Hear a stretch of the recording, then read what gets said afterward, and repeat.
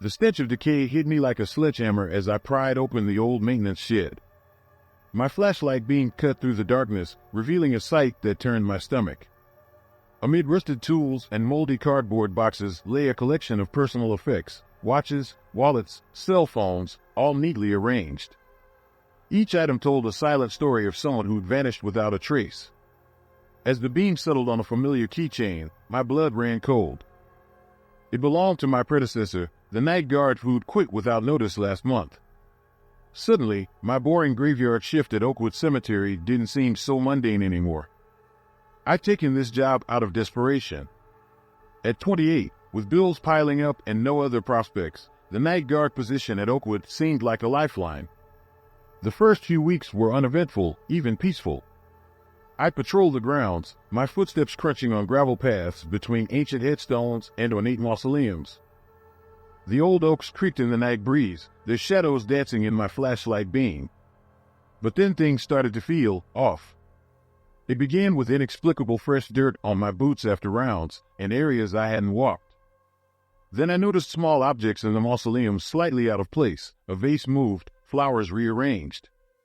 I tried to rationalize it, but a nagging feeling grew in the pit of my stomach. I mentioned it to Margot, the day shift guard, a no-nonsense woman in her 50s who'd worked at Oakwood for over 2 decades.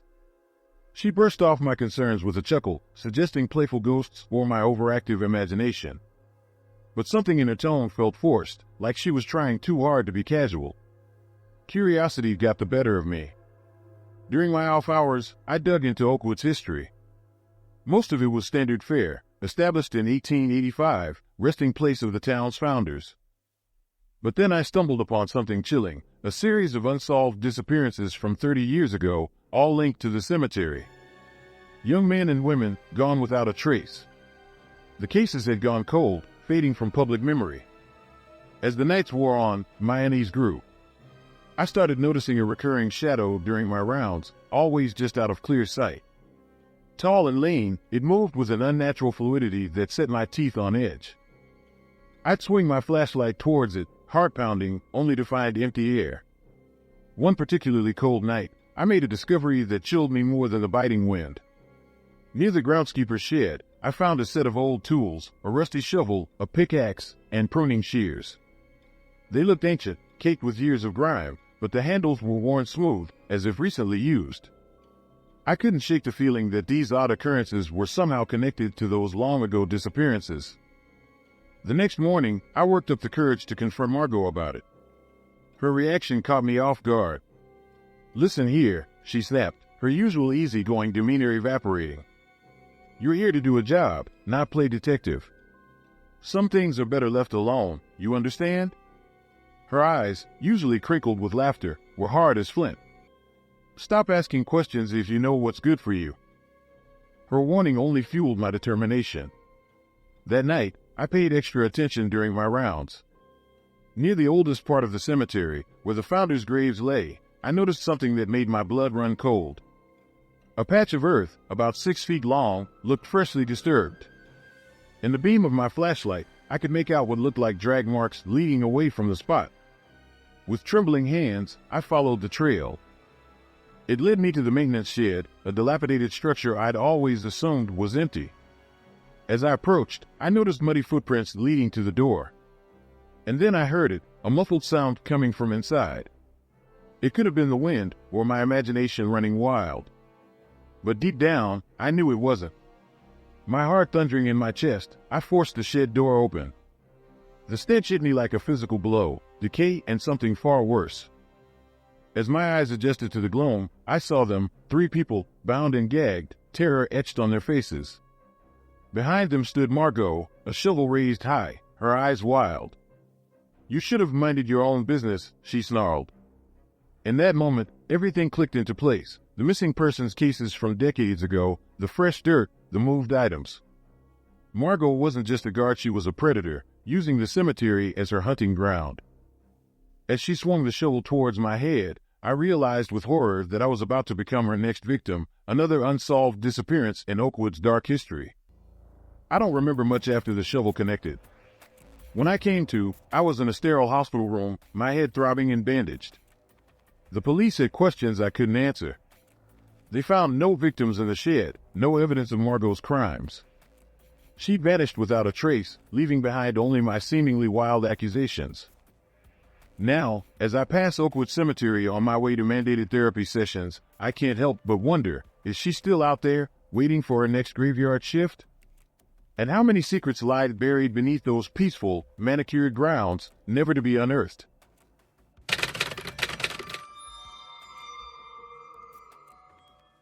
The day I realized I could manipulate memories began like any other at Whispering Pines Cemetery. As a grief counselor, I thought I'd seen it all. But when Mrs. Blackwood grabbed my hand at her husband's grave, something shifted. Suddenly, I wasn't just hearing about her memories, I was living them, altering them. Her tears of anguish turned to sighs of relief as the memory changed before our eyes. It felt like a gift, a way to ease people's pain. How could I have known that this ability would lead me down a path of obsession, delusion, and terror that would make me question the very nature of reality and grief? I never imagined my career as a grief counselor would lead me down such a treacherous path. It all began on a crisp autumn morning at Whispering Pines Cemetery. As I placed a bouquet on my sister's grave, I noticed an elderly man standing motionless among the tombstones. His vacant stare and mumbling lips caught my attention. Approaching him, I realized he was reliving a moment from his past, right there in the graveyard. Little did I know, this encounter would be the first of many, dragging me into a world where the line between memory and reality blurred, and where the living proved far more terrifying than any ghost story. My name is Mara Thorne, and at 32, I thought I had seen it all in my line of work. Grief comes in many forms, but nothing could have prepared me for what I was about to experience. The elderly man's name was Arthur. When I gently touched his shoulder, he snapped out of his trance-like state, looking at me with confusion. I was just talking to my Evelyn, he muttered, glancing around as if she might still be there. I led Arthur to a nearby bench, listening as he poured out his heart about his late wife. As a grief counselor, I was used to these conversations, but something about this one felt different. Arthur spoke as if he had truly been with Evelyn just moments ago, recounting details of their life together with startling clarity. Over the next few weeks, I found myself drawn back to Whispering Pines. I noticed other visitors seemingly lost in their memories, just like Arthur. Curiosity and a desire to help led me to approach them, and soon I discovered I had a knack for guiding people through their grief by helping them process these vivid recollections. Word spread quickly about my unique approach to grief counseling. My client list grew, and I began incorporating cemetery visits into my sessions. People found comfort in revisiting their memories in the very place their loved ones rested. One of my first regular clients was Daphne Mercer, a soft-spoken woman in her 60s who had recently lost her son. Our session started productively, with Daphne finding solace in reliving happy memories of her boy. But as weeks passed, I noticed something unsettling. The memories she recounted began to shift subtly, changing in ways that seemed to ease her pain but diverged from reality. "Remember, Daphne," I gently reminded her one day, "we're here to process our grief, not to change the past." She looked at me with a mixture of confusion and defiance. "But this is how it happened, Mara." I remember it clearly. A chill ran down my spine. I realized I might be walking a dangerous line between helping people cope and enabling harmful delusions. But by then, it was too late to simply stop. My clients had become dependent on these sessions, and I felt responsible for their well-being. Little did I know, the true test of my methods and my sanity was yet to come. As my practice grew, so did my concerns. I found myself constantly surrounded by grief, and it began to take its toll. My own memories of my sister started to feel hazy, as if contaminated by the countless stories I'd heard in the cemetery. One particularly gloomy Tuesday, I met Caleb Blackwood for the first time. He was a recent widower in his mid-40s, with dark circles under his eyes and a desperation that seemed to radiate from him. "I need to see her again," he pleaded during our first session. "I've heard you can help with that." I explained my process carefully, emphasizing that we would be working through memories, not actually seeing the deceased. Caleb nodded eagerly, but something in his eyes made me uneasy. Our cemetery sessions started innocently enough. Caleb would recount memories of his wife, Evelyn, their first date, their wedding day, simple moments of domestic bliss. But as weeks passed, his behavior became increasingly erratic. I saw her yesterday, right here, Caleb insisted one day, pointing to a spot between the gravestones. She was as real as you are now. I tried to reason with him, to explain that these were just vivid memories, not actual encounters. But Caleb wouldn't listen. He became obsessed with our sessions, calling at all hours and showing up unannounced at my office. One night, as I was leaving work, I found my car tire slashed. As I called for help, I caught a glimpse of a figure ducking behind a nearby building. Fear gripped me as I realized the potential danger I had invited into my life. I decided to end my sessions with Caleb, but when I broke the news, his eyes turned cold. "You can't do this," he growled. "You're the only one who can bring her back to me."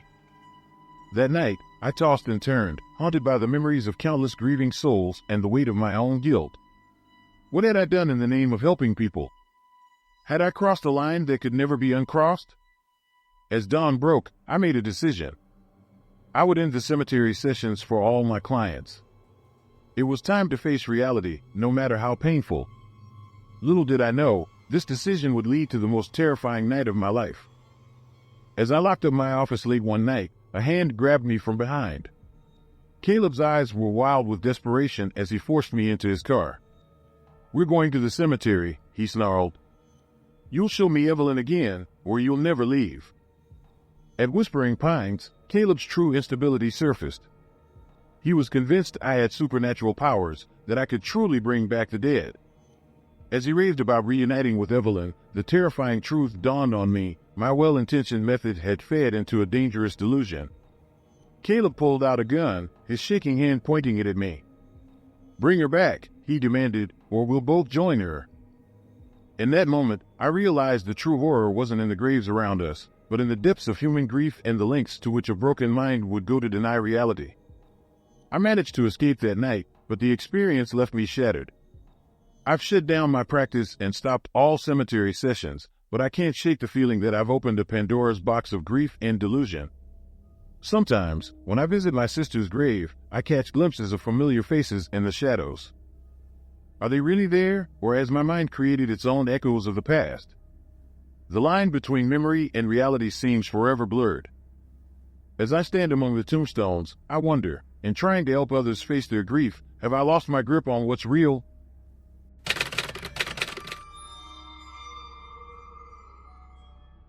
The acrid smell of smoke jolted me awake. Disoriented, I fumbled for my phone, its screen illuminating unfamiliar surroundings. This wasn't my bedroom. Panic rising, I realized I was in my car, parked at the edge of Pinewood Cemetery. The clock read 3:17 a.m. How did I get here? My last memory was of tucking my daughter into bed at 9 p.m. As my eyes adjusted to the darkness, something on the passenger seat caught my attention: a shovel caked with fresh dirt and a Polaroid photo of an open grave. My hands trembled as I flipped the photo over, revealing 5 words scrawled in what looked disturbingly like blood: "You can't bury the truth." I never thought I'd find myself here again, kneeling in the damp grass of Pinewood Cemetery's neglected children's section. The overgrown weeds rustled against my jeans, their whispers a cruel reminder of laughter long silenced. It's been exactly 1 year since we laid my daughter, Lily, to rest, and I've finally mustered the courage to visit. As I clear away the tangled growth from her small headstone, my fingers brush against something odd. Squinting in the fading light, I uncover what looks like a crudely etched symbol. My heart pounds as I recognize it, the same mark I'd seen in Lily's drawings in the weeks before her unexplained death. What could it mean? With trembling hands, I trace the etched lines, my mind reeling. It's unmistakable, the same intricate spiral pattern that had appeared in Lily's sketchbook over and over in the month leading up to her. I can't even think the word. Accident? Illness? The doctors never gave us a straight answer. I glance around, suddenly aware of how alone I am in this overgrown corner of the cemetery. The setting sun casts long shadows across the neglected graves, and a chill runs down my spine. As I stand to leave, something catches my eye, a glint of white among the weeds on a nearby grave. Curiosity overrides my unease, and I make my way over. Pushing aside the tall brass, I uncover another headstone, this one belonging to a boy named Michael Simmons, aged 8. My breath catches as I spot another symbol etched into the stone, different from Lily's, but equally intricate and deliberate. "Excuse me?" A voice calls out, startling me. I whirl around to see a woman approaching, her face etched with the same grief I see in the mirror every day. "I'm sorry, I didn't mean to frighten you. I'm Sarah. That's my son's grave you're looking at." I introduce myself, explaining about Lily and the strange symbols. Sarah's eyes widen. "You've seen them too?" I thought I was going crazy. "Michael, he drew things like that before." We spend the next hour sharing our stories, uncovering a chilling pattern. Both our children had started acting strangely about a month before their deaths, withdrawn, prone to nightmares, and obsessed with drawing these symbols. "Have you heard about the others?" Sarah asks, her voice barely above a whisper. "Others?" She nods grimly. "I've been doing some digging. There have been other cases, going back decades. Children dying under mysterious circumstances, all within a few miles of here." As the last light fades from the sky, Sarah and I make a pact to uncover the truth behind our children's deaths. Little do we know, our investigation is about to unearth a darkness far more terrifying than we could have imagined. Over the next few weeks, Sarah and I dive deep into our investigation. We pore over old newspaper articles at the local library, uncovering a disturbing pattern of child death spanning decades. Each case eerily similar: sudden illnesses, unexplained accidents, all within a 5-mile radius of Pinewood Cemetery. One name keeps popping up in our research: Evergreen Community Center. It's been a fixture in the neighborhood for over 50 years, offering after-school programs and summer camps. Both Lily and Michael had attended activities there. "We should check it out," Sarah suggests, her voice tinged with determination and fear. The community center looks innocuous enough, a weathered brick building with cheerful murals adorning its walls. As we approach, I notice something that makes my blood run cold. There, subtly incorporated into the ironwork of a gate, is a symbol similar to the ones we've seen before. Inside, we're greeted by the center's director, Mr. Holloway. He's affable and charming, but something about his too wide smile sets me on edge. As he gives us a tour, I can't shake the feeling that his eyes linger too long on the framed photos of children lining the walls. "Your faces seem familiar," he muses. "Did your children attend our programs?" We exchange a glance before Sarah answers carefully, "Yes, they did. We're considering enrolling their younger siblings." Mr. Holloway's smile widens. "Wonderful. We always welcome new faces." That night, I can't sleep. Something about Mr. Holloway nags at me. On a hunch, I dig out an old photo album. There, in a yellowed picture of Lily at a summer fair 3 years ago, I spot him in the background. He looks exactly the same, not a day older. The next morning, I rush to Sarah's house to share my discovery, only to find it empty. A hastily scrawled note on the kitchen table reads, "They know. Not safe. Don't trust." The rest is illegible. Heart-pounding, I race to my car, only to find all 4 tires slashed. As I fumble for my phone to call the police, a van screeches to a halt beside me.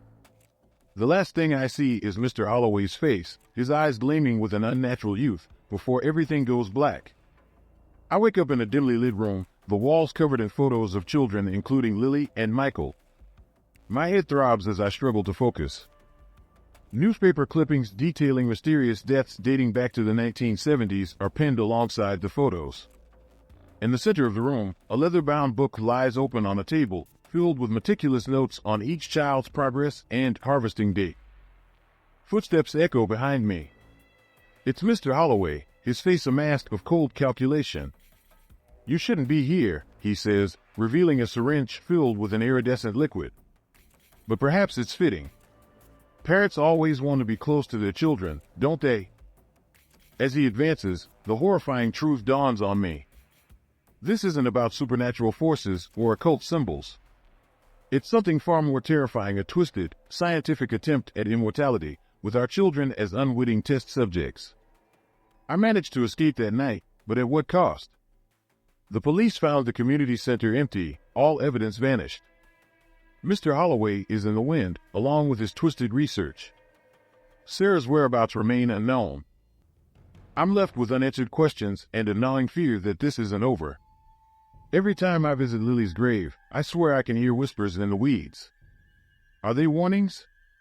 Pleas for help from other victims? Or just the wind, taunting me with secrets I'll never fully uncover? One thing's certain, I won't stop until I expose the truth, no matter how dark it may be.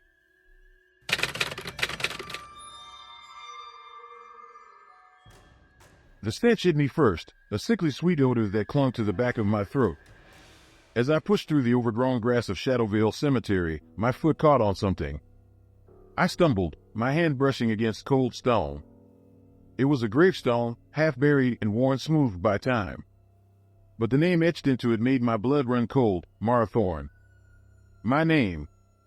My birthday. And a death date, tomorrow. I scrambled backward, heart pounding. That's when I saw it, a freshly dug grave, waiting. Empty. For now. I stood in Shadowvale Cemetery, my pulse racing as I stared at the bare patch of earth where Lena's gravestone should have been. The cemetery records clearly showed she was buried here last year, but there was nothing, no marker, no sign of disturbed soil, nothing. As I turned to leave, my mind reeling, a grizzled groundskeeper approached, his face etched with worry. "Looking for someone, miss?" he asked. I showed him the record, my hands trembling. His eyes widened, and he whispered, "You shouldn't be here. Forget about this. For your own good." Before I could respond, he hurried away, leaving me alone with my confusion and a growing sense of unease. The drive back to my motel was a blur. I kept replaying the groundskeeper's words in my head, trying to make sense of what I'd seen, or rather, what I hadn't seen. Lena's grave vanished without a trace. It felt like a bad dream, but the knot in my stomach told me it was all too real. I hadn't been back to Shadowvale in years, not since I'd left for college and then pursued my journalism career. Coming home for Lena's funeral last year had been impossible. I'd been on assignment in Syria, cut off from all communication. By the time I'd heard about the car accident, it was all over. Mom's voice on the phone had been hollow, distant. "We've already laid her to rest, Mara. There's no need for you to come now." But guilt and grief had finally drawn me back, determined to pay my respects. Now, I was faced with a mystery that made no sense. In my motel room, I spread out my notes on the rickety desk. The obituary I'd found online. The cemetery plot information. A few old photos of Lena and me, her smile bright and carefree. I rubbed my temples, trying to focus. A knock at the door made me jump. I opened it to find an older man, his silver hair neatly combed, concern evident in his pale blue eyes. "Miss Thorne? I'm Eli Blackwood, former police officer here in Shadowvale. I, heard you were asking questions about your sister." I hesitated, then stepped back to let him in. "How did you know I was here?" Eli gave a wry smile. "Small town, Miss Thorne. Word travels fast." He settled into the room's only chair with a sigh. "I knew your sister, you know. Sweet girl. What happened to her was a tragedy." "What exactly did happen?" I asked, leaning against the desk. I never got the full story. Eli's brow furrowed. "Car accident out on Old Mill Road. Nasty curve there. They said she lost control, went over the embankment." "They?" I pressed. "Police report," Eli clarified. "Though." He trailed off, looking troubled. "What is it?" He shook his head. "Probably nothing. Just an old man's suspicions. But there've been other disappearances over the years. Folks who asked too many questions, who didn't quite fit in with the way things are done here." A chill ran down my spine. "What are you saying?" Eli stood, suddenly looking nervous. "I've said too much already. Just be careful, Miss Thorne. Shadowvale has changed since you left. Not all of it for the better." As he left, I felt the weight of unspoken secrets settling around me. What had happened to Lena? And what was really going on in this town? The next morning, I decided to dig deeper. I started with the local newspaper archives, searching for any mention of Lena or other missing persons. The librarian, a thin woman with glasses perched on her nose, eyed me suspiciously as I scrolled through microfiche. "Find what you're looking for?" she asked, her voice making me jump. "Not yet," I replied, trying to sound casual. "Just doing some family research." She nodded, unconvinced, and walked away. But as I continued my search, I noticed something odd. There were gaps in the archives, entire weeks missing without explanation. And the stories about local accidents or disappearances were brief, lacking in detail. I left the library feeling watched, the hairs on the back of my neck standing up. As I walked down Main Street, I couldn't shake the feeling that eyes were following me from behind drawn curtains. My next stop was the police station. Chief Garrett Steele, a broad-shouldered man with a permanent frown, listened to my questions about Lena's accident with growing impatience. "Look, Miss Thorne," he said, leaning forward across his desk, "I understand you're grieving, but dredging up the past won't bring your sister back. The case is closed." But the missing grave clerical error, he cut me off. "These things happen. Now, if there's nothing else..." I left, frustration building. Outside, I nearly collided with Mayor Victoria Holloway, her perfectly coiffed hair and tailored suit a stark contrast to the small-town surroundings. "Mara Thorne, isn't it?" she said, her smile not reaching her eyes. "I heard you were back in town. I do hope you're not causing any trouble." "Just looking for answers about my sister," I replied. Her smile tightened. "Of course. But do be careful.